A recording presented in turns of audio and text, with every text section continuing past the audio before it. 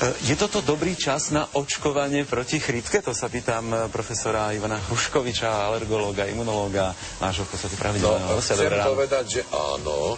A chcem Markize poďakovať, lebo vašou zásluhou, trošku aj mojou, sa vlastne toto minimum očkovaní, sme mali 6%. Aha, a teraz máme koľko? 16. Ale tie vyspelé krajiny majú 30 až 40%. Čiže som veľmi rád, že ste ma znovu pozvali, že chcem Slovákov, ale aj ostatné národnosti presvedčiť, že naozaj v medicíne a vede je očkovanie najväčšie víťazstvo. Od Jennera siahne až teraz po očkovanie proti rakovine, krček maternice. A viete, chcem povedať Slovákom, že keďže robím 52.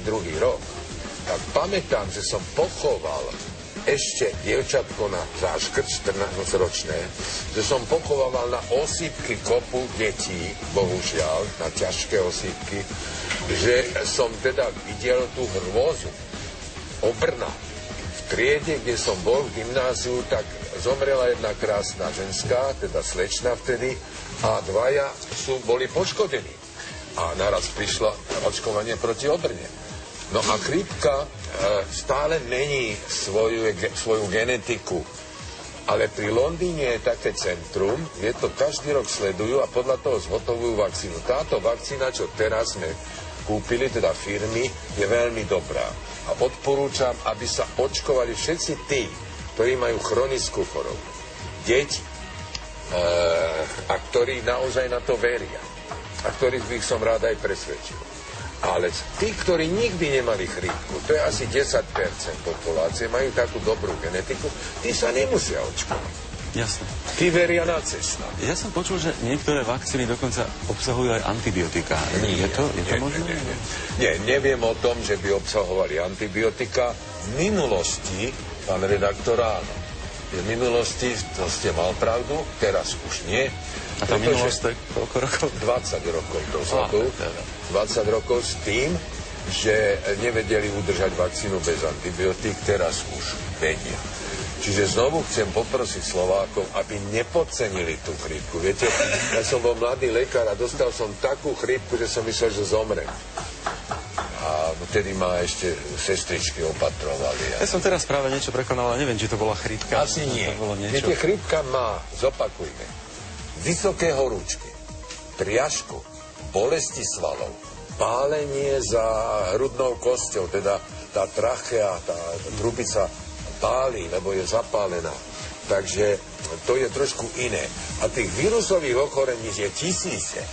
No a to značí, že trochu ma boli hrdle, trošku pokašlem, mám zvýšenú teplotu, ale to je niečo iné. Tam nemusím. My dnes vlastne už ani nediskutujeme o tom, že či sa dať očkovať, alebo sa nedať očkovať. Múdri sa dajú a tí, ktorí sa... Ešte chcem povedať jednu vec, a to musím. Stále máme určitú skupinu ľudí, ktorá bojuje proti očkovaniu. Proti všetkým očkovaniu. Preto som povedal, že my už o tom ani nediskutujeme. No áno, ale keď tam bola poslankyňa, nechcem meno hovoriť, už tam, chvala Bohu, není, ktorá bola proti očkovaniu. Ja som jej priam, aby dostala dobrú chrípku. Možno som zlý. Dobre, skončíme to teraz takto? Povedzte meno. Ale nie, necháme. Ja môžem povedať to meno. Mušková. Tak nech ma zažaluje. No, Mušková sa nechcela dať očkovať, ale to je jej problém. Ale ona presviečala druhých ľudí, že je to zbytočné. Ten vývoj na Slovensku je teda pozitívny, zo 6 na 16%, no, aj keď ide v zahraničí cez 30%. A bolo by som šťastný, keby na rok, keď ma pozvete, bolo už tých 30%. My sa s vami ešte ani teraz nelúčime, ešte sa tam vrátime. Ale zatiaľ teda ďakujem.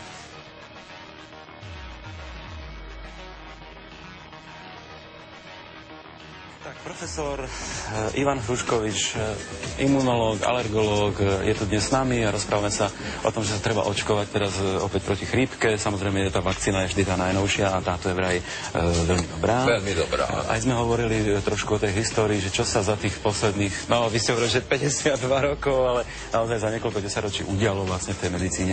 Je niečo také nové v tejto oblasti? Áno, v tejto oblasti, hlavne genetickej, je fascinujúca novinka. Rick Venter, to je americký vedec, teraz má 63 rokov. To je ten, ktorý zmapoval ľudský genom, že máme 22 tisíc alebo 25 tisíc génov. A on teraz za posledných 10 rokov vytvoril nový život. Novú bunku. V takom zmysle, že bunka baktérií všetko vysal, nechal len obal. A na počítači dal DNA a tu DNA vsunul do tej bunky a bunka ožila. A teraz on sám hovorí, lebo som ho počul prednášať, už sa opakujem, že dáva to nové možnosti vzniku nových vakcín a nových liekov proti rakovine. Dal by Pán Boh, aby to tak bolo a aby sa to uskutočnilo. Čiže aj potom tie očkovania budú také, že nebude žiadna mužková moc protestovať, preto budú absolútne bezpečné. Ale znovu chcem poprosiť Slovákov. Blíži sa chrípka, ešte je babie leto, je nádherne. Dúfajme, do štvrtka. No počkaj, dneska hráme fotbal, dúfajme, že vyhráme, lebo už by ma porazila. Ani vakcína mi nepomôže potom. Celý princíp je ten, že nech sa dajú očkovať, že ich pekne prosím. Len 10% sa nemusí, to sú tí, čo nemali nikdy chrípku. Teraz tu sedel pán Ilko a hovorí, že 10 rokov sa dáva očkovať, nevie, čo je chrípka. Takže aj ten Ilko je asi múdry človek, no ja sa nerobím múdrym, ale chcem poprosiť Slovákov, pretože 16% zaočkovanosti u nás je málo. Bežní Rakúšania 30-40%, my sme hlúpejší. Nie sme. Vážení, nebojte sa toho.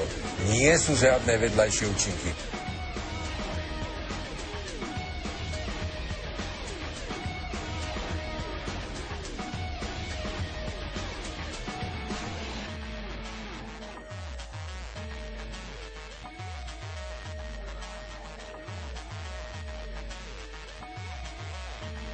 Tá vakcína je stále lepšia a lepšia a pritom v Londýne je to centrum, kde teda robia tú najmodernejšiu. Tak takto by sme mohli aj skončiť. Pekne prosím ešte raz a chcem ešte raz poďakovať Markíze, pretože rok čo rok spolu s pánom redaktorom to tu propagujeme a zo 6% nám to podarilo aspoň na tých 16. Keď budúci rok bude 30, tak budem a budeš nalievať šampanské. Tak verme, že aj my na tom teda máme nejaké to percentičko. Áno, určite. Tak verme, že aj my na tom teda máme nejaké to percentičko. Áno, určite. Ďakujem veľmi pekne. Áno,